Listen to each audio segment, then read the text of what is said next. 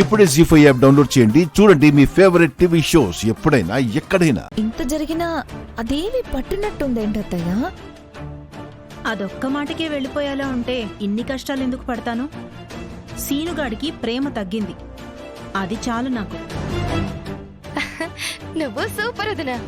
ఏయ్, ఊళ్ళో కూడా ఆ మాటలేంటే నిశ్శబ్దంగా ఉండండి. వామ్మో, ఇంతకీ కోచ్ ఎక్కడున్నాడు? పెద్దనాన్నకి చెప్పేస్తాడో ఏమో. అమ్మో, ముందెక్కడున్నాడో ఏంటో, వెళ్ళి చూడాలి.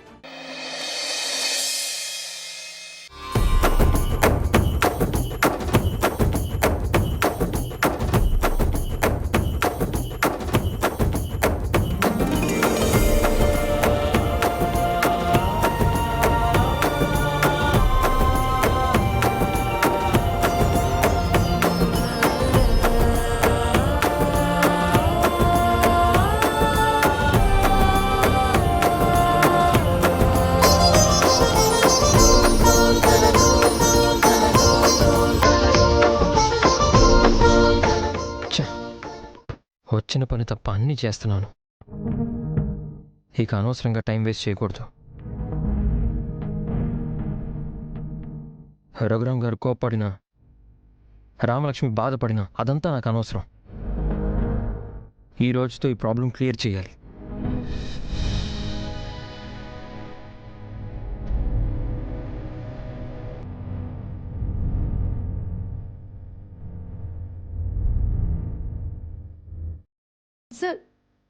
Sir sir sir sir sir sir sir ఎక్కడికి వెళ్తున్నారు సార్? ఇప్పటిదాకా చేసింది చాలు, ఇంకా నన్ను ఆపాలని చూడకు. నువ్వు చెప్పిన ఒక్క అబద్ధం వల్ల పండగ సందర్భంగా అందరినీ బాధ పెట్టాల్సి వస్తుంది. సార్ ప్లీజ్ సార్, కనీసం పండగ అయిపోయేదాకైనా ఆగండి, లేదంటే అందరి ముందు మా పరువు పోతుంది. చూడు, ఇన్ని రోజులు రామలక్ష్మి బాధపడుతుందని చెప్పావు. ఇప్పుడు వాళ్ళ పరువు పోతుందని ఆపుతున్నావా? అసలు నీ వల్లే సమస్య పెద్దదవుతుంది. అది కాదు సార్, రామలక్ష్మి చాలా సెన్సిటివ్, మీరు కాదంటే చాలా బాధపడుతుంది. అయితే తన బాధ చూడలేక ప్రేమించినట్టు నటించాలా?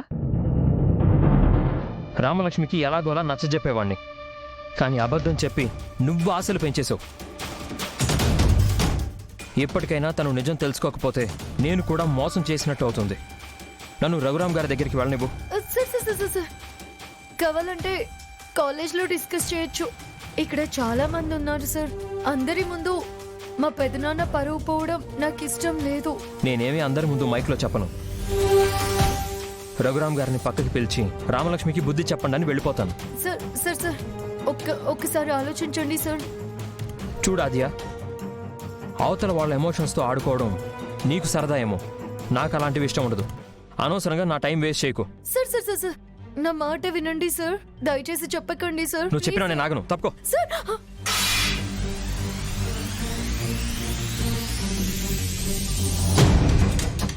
జీ5 యాప్ డౌన్లోడ్ చేసి అన్ని ఎపిసోడ్స్ పూర్తి ఉచితంగా చూడండి.